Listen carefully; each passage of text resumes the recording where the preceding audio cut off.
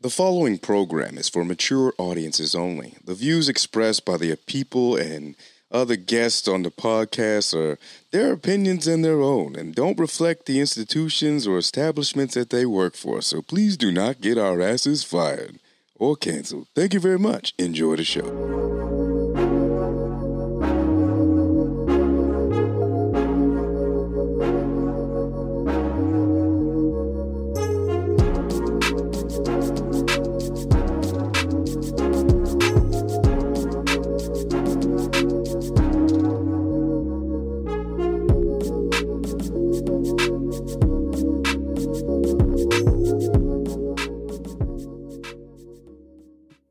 Hey, what's going on, Glad Gang? It's me, Jay Whitaker. Good morning, good afternoon, good evening. Whenever you're listening to this podcast, I really do appreciate it. Let me start off by saying I missed a week, and I'm sorry for that. And I missed some audio, and I apologize for that as well. We need to right the ship. We need to get back on track. I left y'all hanging for a little bit. I was visiting Utah, had some shows out there, 2 sold-out shows. That was very cool. It was nice to see everybody. Got a chance to hang out with my son. He hung out in the audience. That was real cool. So that's honestly, we're doing gratitude up front. I was feeling good. I ran into a lot of people at Fan X, and I'll just say this right now. I was also in town for Fan X. I'll just say this right now. I was so overwhelmed in a good way with all the positive reception to people showing up for Geek Show podcast. If you're new to this podcast, I do another podcast called Geek Show Podcast. It's like Wu-Tang Clan for geeks. Make sure you check it out. You probably won't like it. That's our tagline. We're running with it. But we had our first live show in over 3 years. It was cool to see everybody back out there showing love and being just excited that, we were doing a live show. We didn't know, it was like, do we still got it? Do we still got the vibes? And apparently we still got it. And it was cool to see everybody be united with my, podcast brothers and sister. And it meant a lot just to see everybody. And hopefully we're going to get everybody on the show individually on Glad You Made It. I would like to know that. If you'd like to, first of all, I want to thank everybody, second of all, I want to thank everybody that's supporting the podcast. Shout out to everybody that's on the Glad Gang. Thank you for your support on the Patreon. It really does help, and it means a lot. If you'd like to support the podcast, please go to patreon.com/gladyoumadeit, and you can support the podcast however you feel see fit. But, I got really nothing to promote. I got shows coming up, mostly in New Hampshire. They're like private gigs, but it'll be a good time. And I'm just looking forward to so many things. It's spooky season. I finally watched Hocus Pocus. My wife, she was like, yo, you never seen Hocus Pocus ever? And I was like, nah, I never seen that shit. I grew up in Los Angeles, where we had violent movies like Boys in the Hood and, Vampire in Brooklyn and Menace to Society. Why did I say Vampire in Brooklyn? That's silly. Anyway, so yeah, it's nice to see that. So I finally watched Hocus Pocus. It was cool. It was fine. I could see why she dug it. And we watched Hocus Pocus 2. It was cool.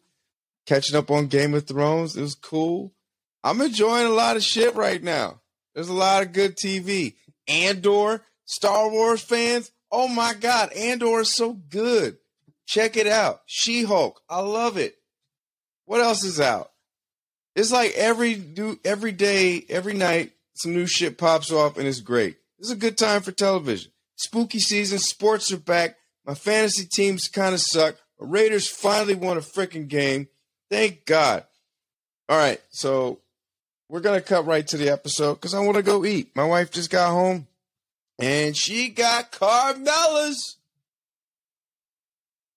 If you know about Carmella's, it's good food.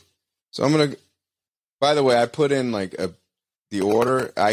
she ordered chicken parm, and I ordered like a chicken salta becco. I don't even know what the hell it is, but it sounded good.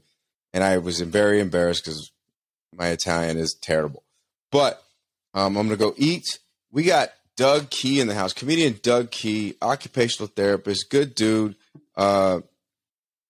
Just check this out. I'm slowly moving over the YouTube episodes on my channel to a Glad You Made It podcast channel.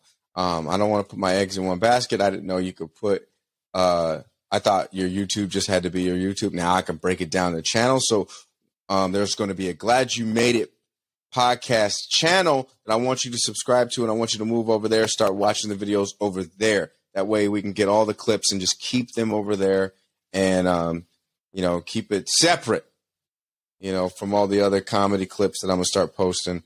Thank you so much for everybody that supports the podcast. It means a lot. But you're going to love comedian Doug Key. Been on MTV, VH1, Comedy Central, from Rhode Island, New York-based guy. We've worked together a couple times. Just a really fun interview. We talk about some perseverance, how the crafting of comedy, and skincare. We talk about toxic masculinity. Just listen to the damn episode. All right, here it goes. Here's the episode. Doug Key, you're going to dig it. Bye.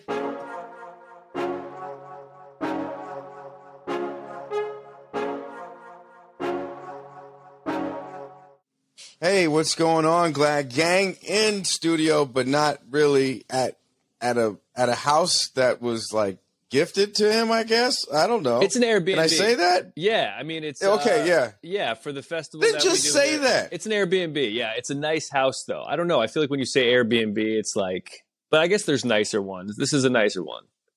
Yeah, but the way you made it sound like it was gifted to you, like you fucking. I did say it. Like. Yeah. Like you vanquished a foe for somebody and they betrothed it to you. Sorry, I've been watching a lot of Game of Thrones. Yeah, no, I did say it as if I inherited it or of that sort. So, yeah. Right.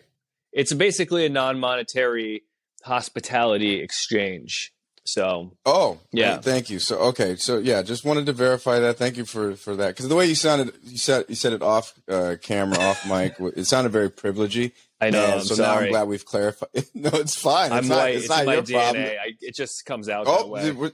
I mean, that's that. You're projecting now. I'm projecting. Okay? You're projecting. I am. But it's going to be fun. This house is going to be filled with a lot of comics this upcoming weekend for Rhode Island Comedy Fest, and it's not too far from downtown where we do all the shows.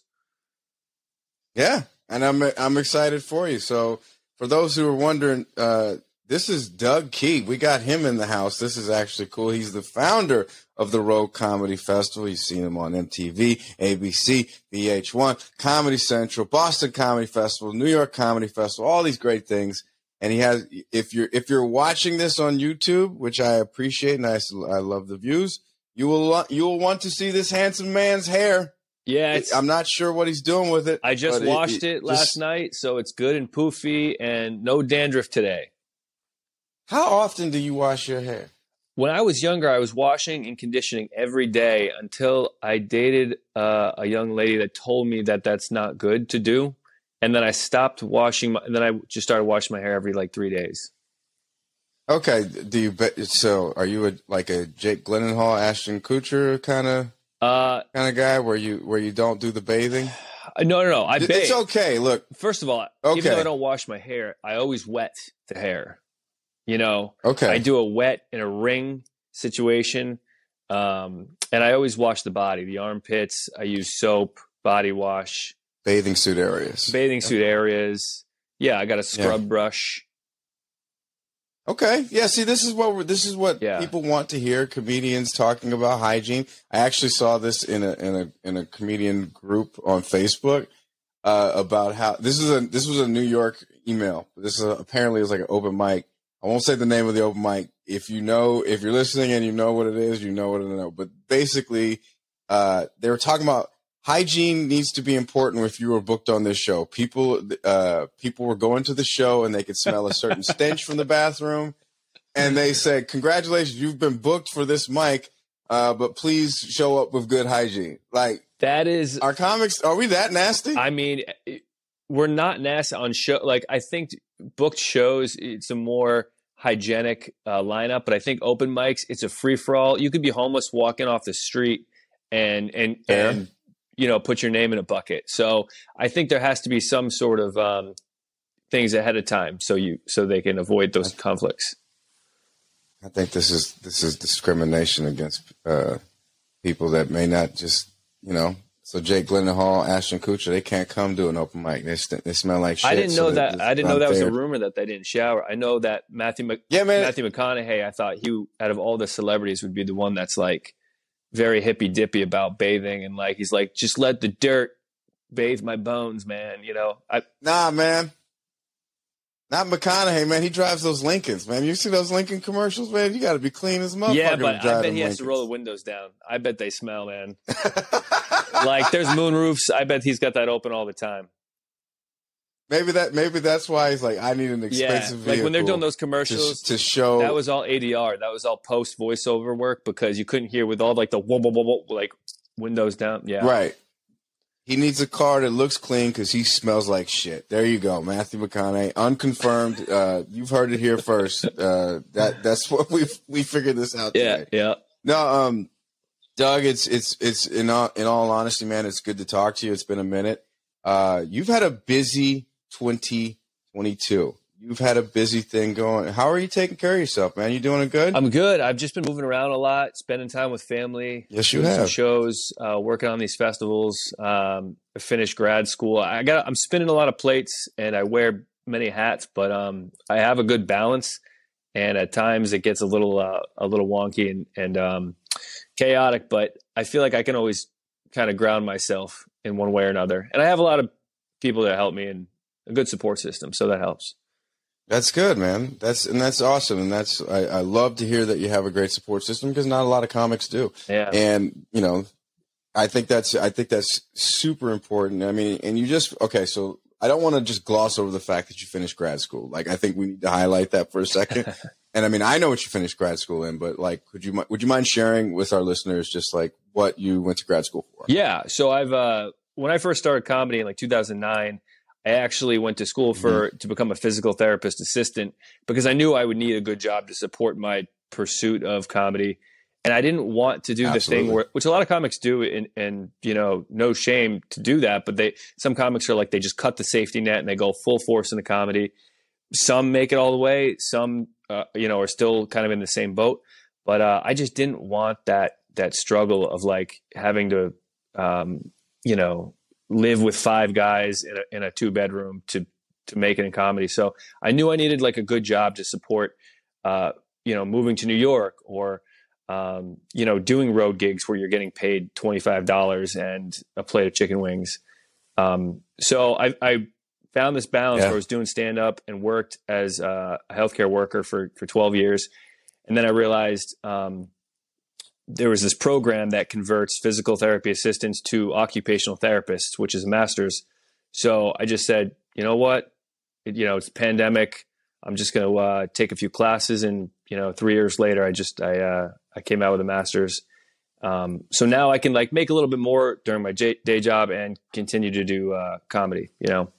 So absolutely. Well, what made you want to?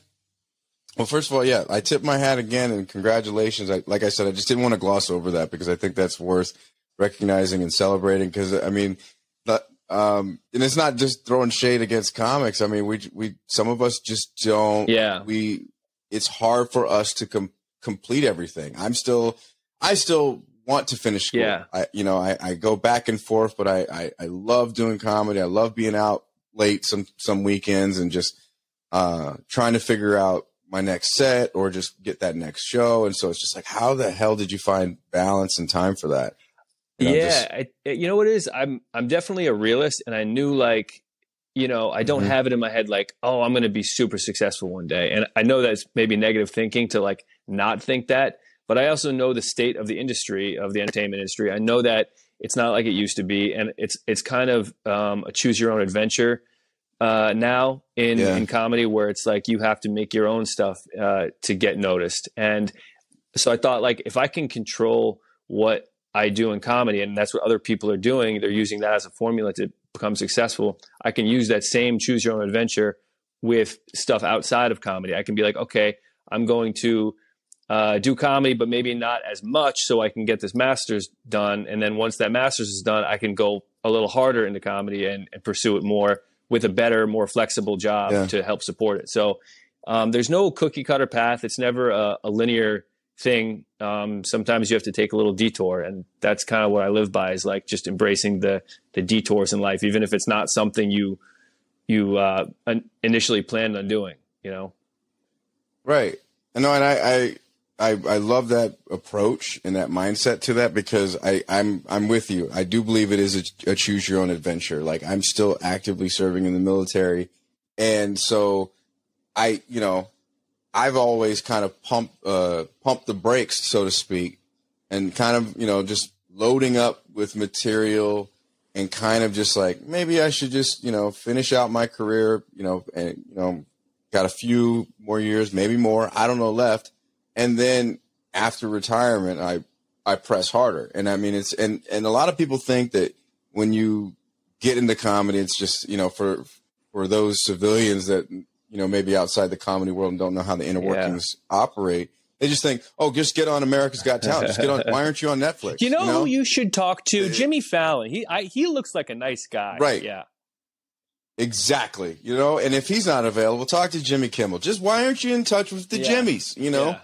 And why aren't you famous yet? But there's so many ways and avenues to make a living in this industry and be successful depending on your level of success. There are some people that are born to be superstars, or some people that, just want to be a good regional guy. There's one of my favorite comedians, Arnez J, that I grew up watching in BET Comic View. Look him up if you've never seen Arnez J. He seldom leaves the southern region, and just absolutely crushes on merch. Yeah, and he's well into his 60s, doing arenas. And I mean, he's making a living providing for his family. So it's all about what your level of success is. You know what I mean? So I'm glad. I love that. I'm glad to hear more comics like have that mindset. You know what I mean? Some people don't want to be the nationwide, global, international superstar. It's like, hey, as long as I'm regional and I can put I can rotate through these cities every 6 months and pay my mortgage and put my kids through school. Right. Like Bob Marley is another good example of that. He's a huge New England comic, and it'll sell out theaters across, the northern states, but, nobody will know who he is, maybe like south of New York or whatever.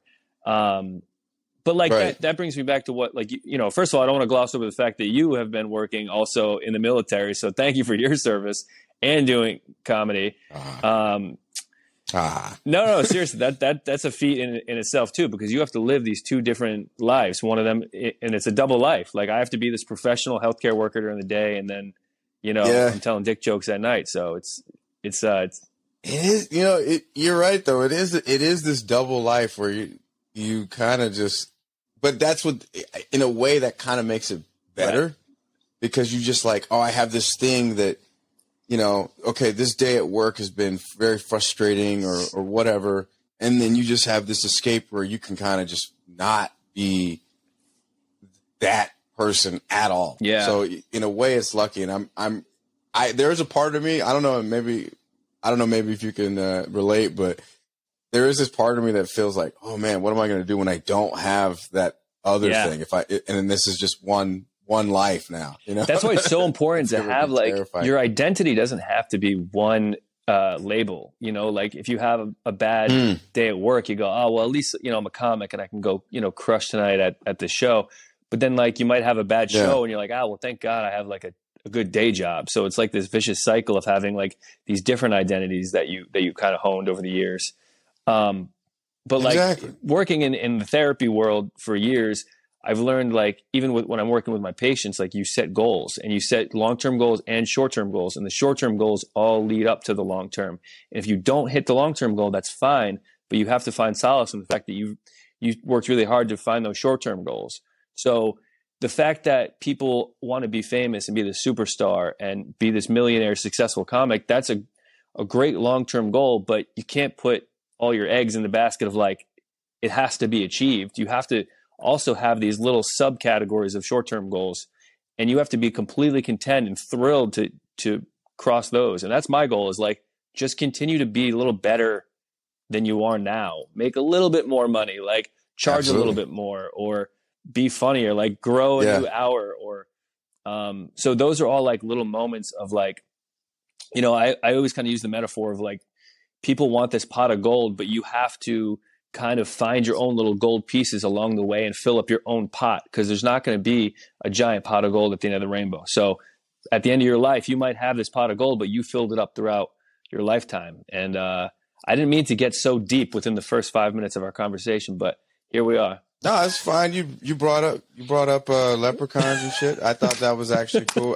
You know what I mean? You ever see Leprechauns in the Hood? Is that a sequel to Leprechaun? Yeah. You never? Oh my God! You never seen the Hood classic? I just remember the one with Jennifer. It's not a Hood classic. Yeah, and probably not. But I mean, like, no, she's not. But I mean, like, yeah, why not? Leprechaun, it's great. But pot of gold.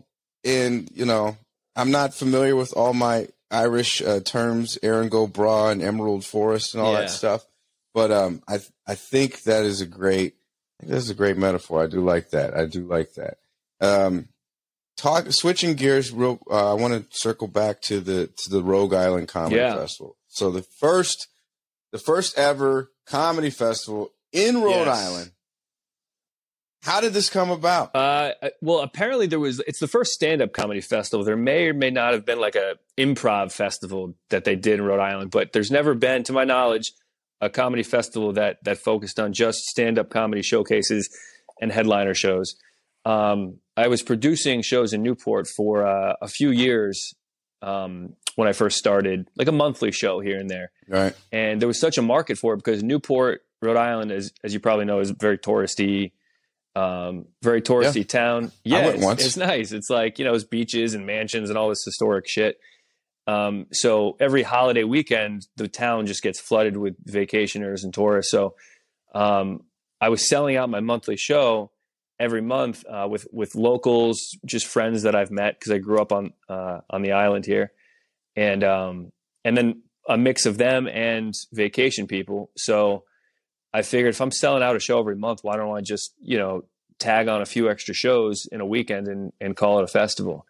And at the time I had done a couple like small festivals, and I kind of noticed that like there's some kinks that needed to be ironed out. And like as a comic, I wanted to make it the most comic friendly festival where, like, you know, you take care of them, you feed them, give them drinks, you know, t-shirt, put them on hot shows, order the lineup. So every comic is like set up for success. So there's little nuances that like can get overlooked if it's not handled with TLC, or if it's not run by like a comic that knows how a show should be run.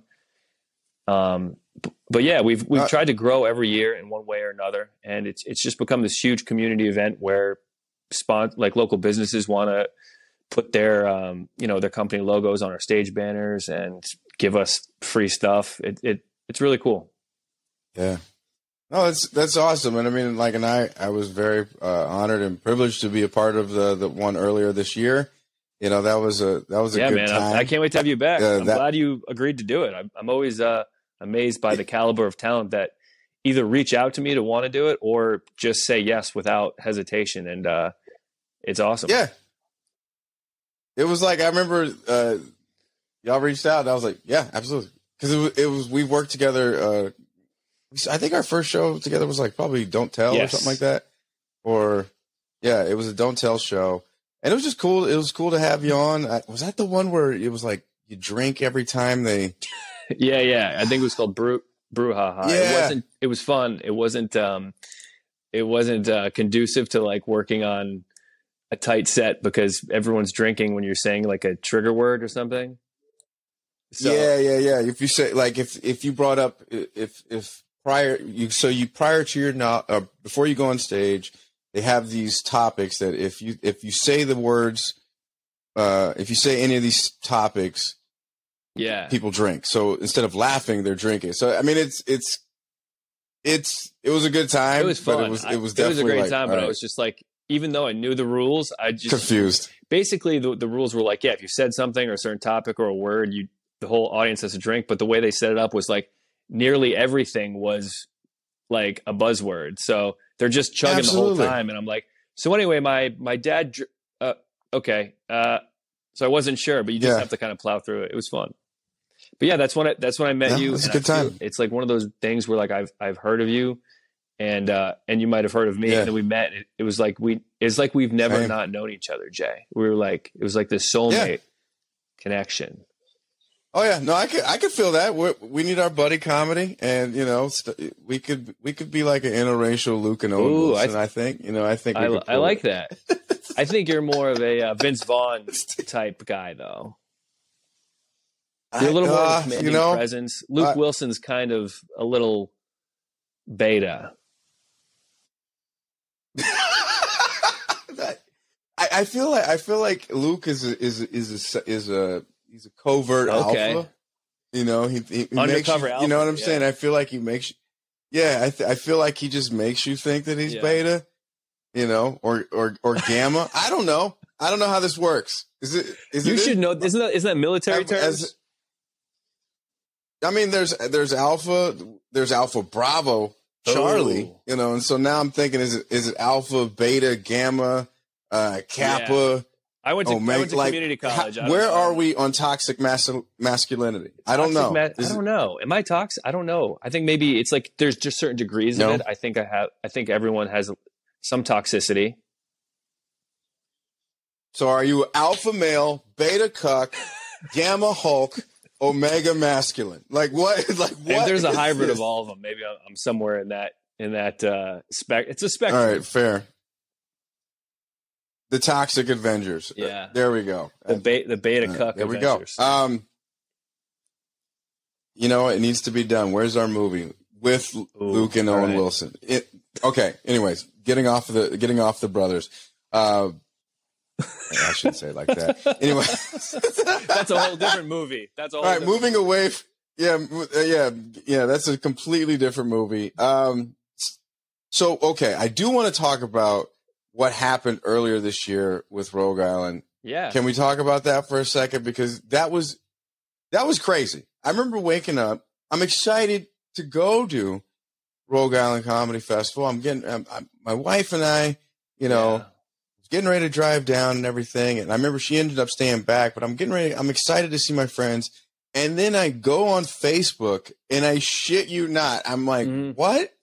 I felt like that was I see your post and I'm like, this is not real. Because from what I gathered is that there was a fire. Yeah. Big fire. And that the hotel that all the comics were originally going to stay at had been burned to the ground and that was fun. That was a fun time. Yeah. I remember that. That was this past May. It was actually festival. 2 days before, but it might as well have just been because it was little to no time to recover. But I remember I was already kind of stressed out, which I usually am before the festival. So I'm like, you know what? I'm going to go get a massage. So I go get a massage. Great massage. I come out, you get the endorphin release. You're feeling good. I'm like, all right, I'm not stressed out anymore. Festival's in 2 days. I open my phone because you don't have your phone during the massage. And I just have like 45 texts from people with links to news stories, with links to live coverage. They're like, hey, the Wayfinder Hotel is burning down right now. And that was our main festival venue, as well as like the hotel that was going to put up most of our comics for the weekend. So I just kind of had that like laugh where I'm like, of course that happens. But so I posted that. What you saw was me going on Facebook, on social media, which I never do this. And I don't think I've ever done this, is like ask for help. And you'd be surprised when you ask for help, people, they help you. It's a crazy phenomenon that happens. So I posted, our festival venue burnt down. If anybody has like leads on a new venue that could host our shows. If anybody has any like spare rooms or rental Airbnbs that the comics can sleep in. I was like, I have like 40 comics coming to town. And the thread was like 50 comments long, just sent you a message, text me, this, that. And the whole town kind of came together. So actually I'd say we got some cooler venues for the shows. We got upgraded to another hotel that was like right on the water. It was beautiful. We got somebody donated a rental house, kind of like this one.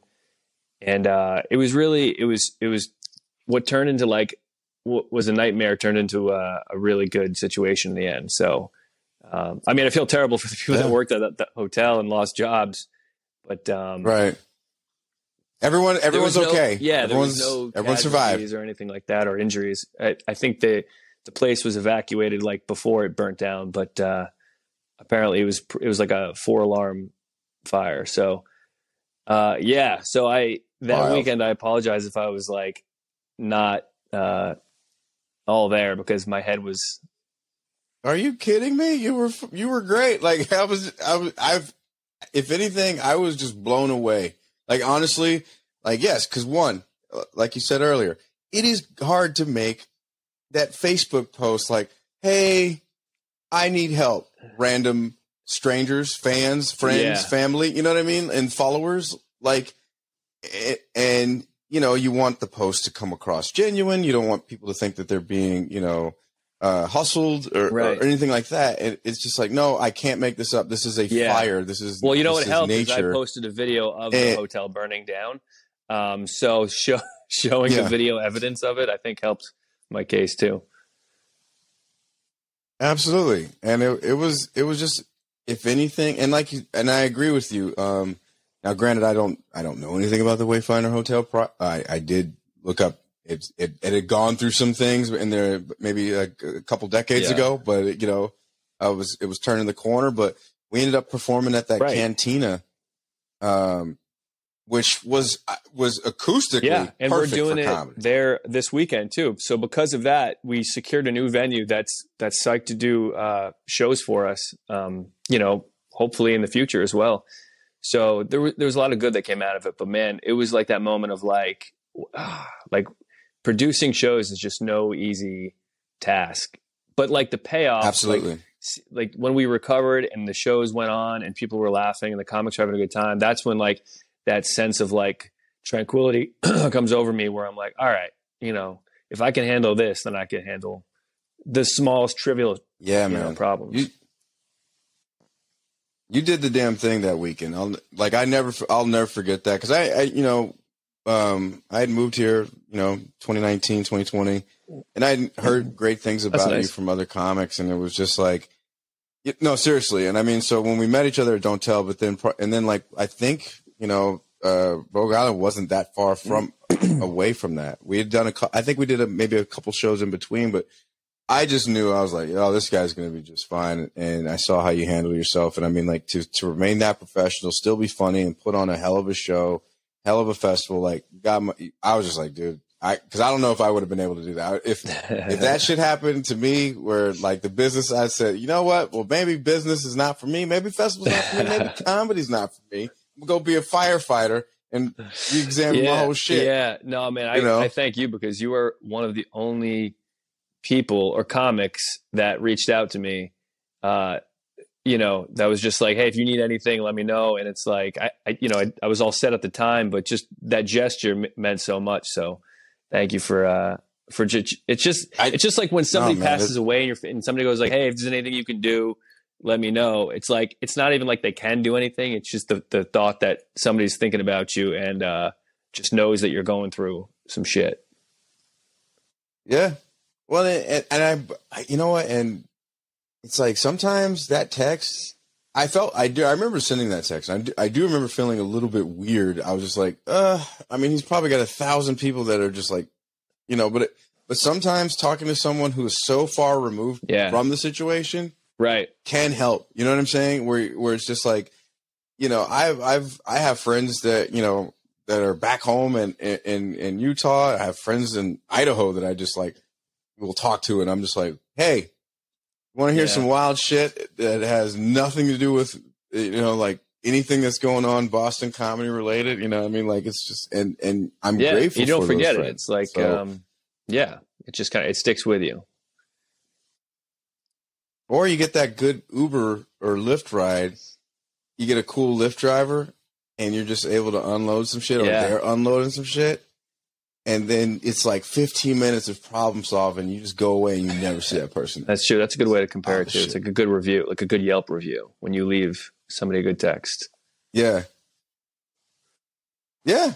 See, we're trying, I think you and I, we're trying to solve each other's problems. We're trying to solve others' problems. And I respect that. I respect that. So, this weekend is the festival, so you, and correct me if I'm wrong, y'all do two a year now, because we used to just do it in October over Columbus Day weekend. Copy. So now that we do it, they would sell out all the time, so we just decided to do it Memorial Day weekend as well in May. Just because, like I said, Newport's so touristy that we right, and it's because this is the end of tourist season, right? So y'all do it at the beginning and end of tourist season. Columbus Day weekend is kind of the last hurrah. Smart. Memorial Day weekend is like what kicks off the summer in Newport. So we've kind of bookended the two biggest, or the summer in Newport is like huge, but we bookended it with comedy. So it is because the summer, as you know, is not great for comedy. Like the middle of the summer, because everybody's out on the water doing stuff. The sun sets at like 9 p.m. Nobody wants to be inside a dark, dingy basement room hearing people tell jokes about their anxiety. So you want to wait till the fall for that. Right. Okay. You brought this up. As far as, so I got into comedy became my therapy, in a way. Like I was going to a therapist and paying that therapist to talk about my problems. And then I eventually got paid to talk about my problems on stage. And I was like, I think I'm not going to go to therapy. And I did that for like way too damn long. And now I'm back in therapy. But now it's, do you find yourself, how do you find that line of just like occupational therapist versus comedian? I think like, I don't, I should go to therapy for my own brain, but I think being a therapist and working with people who have mental illnesses and have physical ailments, even though I'm their physical therapist or occupational therapist, there's a huge component of emotional support that you need to provide to build that rapport and trust with your client. So I do find myself being their therapist in a way. Of course, I can't give any objective medical advice or prescribe any medications, but I'm still using active listening skills. I'm empathizing with them. I'm using therapeutic sense of self. So I'm listening to them. I'm giving my feedback. I'm providing anecdotes that I went through to see how they respond to that, and maybe offer some solutions if I have any. So it's kind of like with comedy, you might have an idea for a bit, and if you go on stage, you talk it out, you might not know the punchline until you're up there and you work it out. So sometimes you can't find the solutions to your own problems unless you're talking them out to somebody else. So I should do that more. I should go to therapy for myself, but I think I kind of hear myself talk when I'm trying to help my friends or family or my patients. And that kind of helps me in a roundabout way. That's very Gamma of you. I like it. I like it. That's solid. No, but I will tell you, and my eyes lit up when you said this, is just like, I love that moment where you figure out the punchline in real time. Oh, that's so that's a so very rewarding. Interesting moment, because it's like getting this revelation, and it's so, how when you're bouncing bits with somebody and you're like, what is it? There's something there, and you just can't do it. And there's three of you just bouncing bits, and it only happens when you're on stage, because it's like this intrinsic fight or flight response where your body's like, you got to get something out or it's going to be awkward. So whatever comes out, it's it's close. Maybe it's not polished yet, but it's there. Right. It's that constant process of trial and error. And then I'm writing is not my strong suit. I figure it out through conversation or via, or bullet points. And so, and I'm like you said earlier, right. I have to talk it out. If I can't articulate this in a way where if I'm just like having a beer with someone, or if I'm catching up, and I wanted to come across that way. And I think that just works for people's styles on stage. Like me, like my style, I feel like I always kind of want people to feel like we're just hanging out. We're just chilling, having a good time. It's not really a comedy show. We're just hanging out with friends. And I don't know, but I love that moment where you just figure it out, and the audience knows that you figured it out. That's even more rewarding, because then they feel like they just witnessed it, like you crafted it. Well, dude, right in front of them. Dogs, man. They smell fear. They smell confidence. They know, like, it's like, when you have a new bit, you're in that honeymoon phase with the bit, and the audience they can sense that you're in love with telling it. And then if you've been doing a joke for years and you're just kind of mailing it in, and you're going through the motions of delivering it, they sense that as well.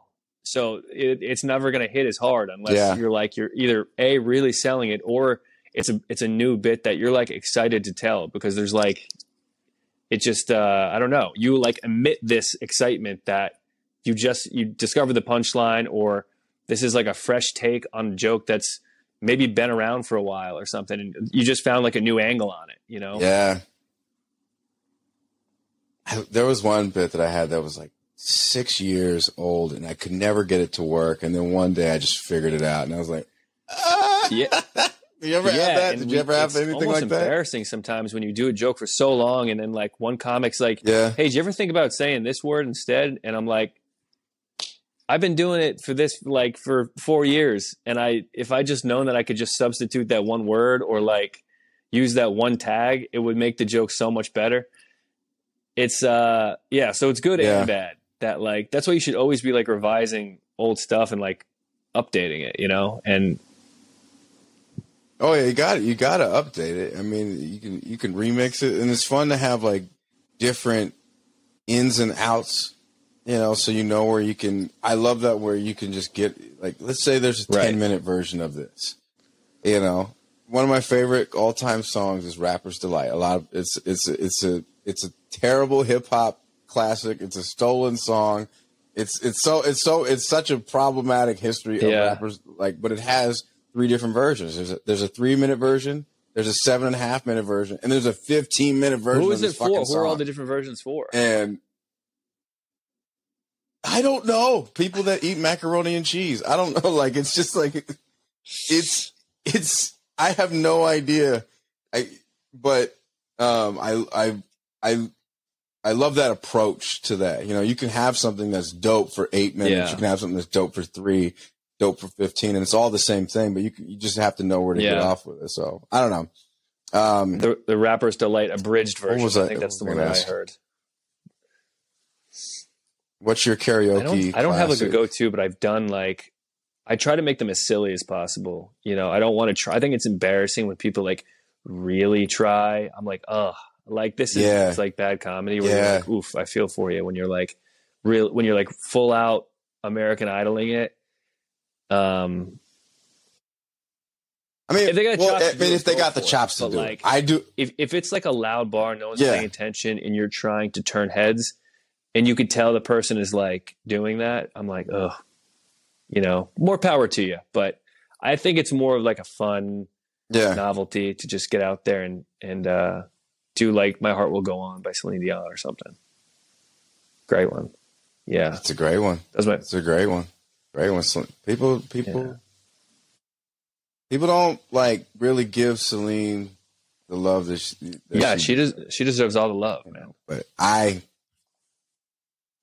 got to give props to a comedian named Guy Seidel. I love Guy. He's one of my early mentors. Me and this dude were on the road outside of Oregon, like near Tillamook, where they make cheese, and the KKK got underground tunnels and shit. These are 2 weird facts that I didn't know this till That's after. Your thing, man. We can't be taking that. No, we can't appropriate tunnels. No, man. Like I think that's I think that's El Chapo, man. I think that was first. See, look at us. We're getting canceled together. I didn't know. I mean, I'm not in the. I don't know. I don't watch. What's it called? The cartel show. What's it called? I don't watch Narcos. I should. Oh, Narcos. Dude, you should. You look right now. The outfit that you were wearing, you could guest on Narcos. Like if the outfit. Oh, absolutely. Somebody in the Medellin cartel would sell you cocaine right now just based on your appearance. Dougie Blanco or something. Don't shut up. Stop. Dougie what?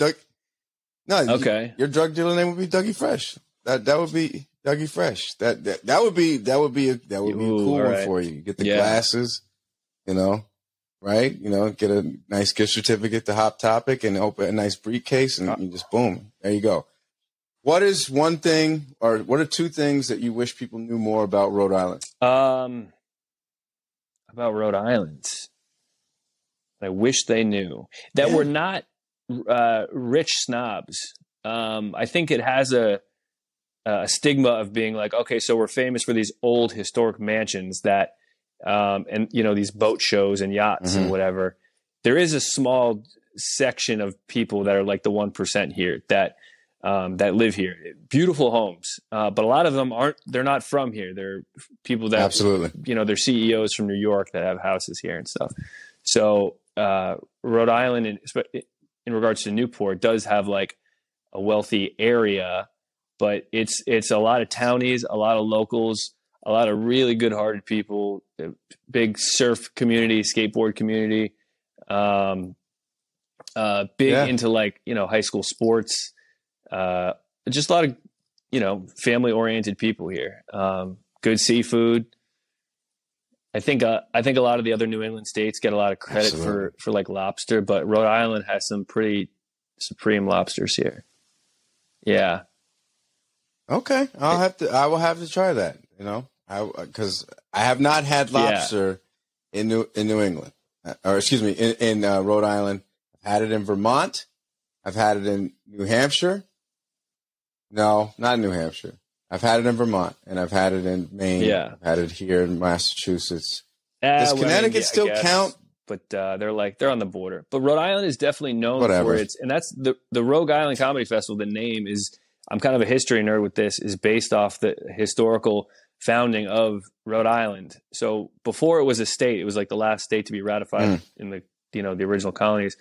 And Roger Williams, the founder of Rhode Island, he was actually part of the Massachusetts Bay Colony, but he believed in the separation of church and state. He had all these, at the time, wild ideas and diverse opinions. So they banished him for his crazy beliefs, and they banished him south. And before they could like officially exile him, he actually like escaped and he fled south. He made peace with like the Wampanoag and Narragansett Indian tribes in what is now Providence, and they made like a deal, like a peaceful deal, and he settled Providence. And then everybody else who was banished for their belief in the separation of church and state fled south to settle with Roger Williams.